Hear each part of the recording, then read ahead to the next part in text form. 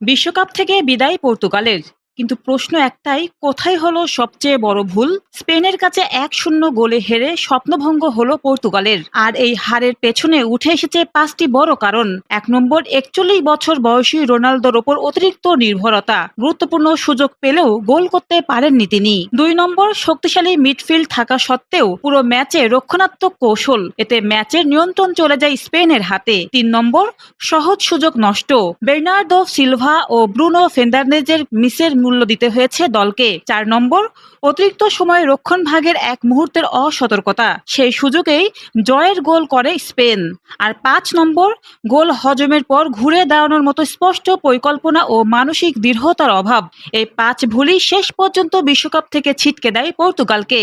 আর শেষ হয়ে যায় বিশ্বকাপের মঞ্চে ক্রিস্টিয়ানো রোনালদোর দীর্ঘ ও স্মরণীয় অধ্যায়। ফুটবলের সর্বশেষ আপডেট পেতে ফলো করুন অন্য ধারা।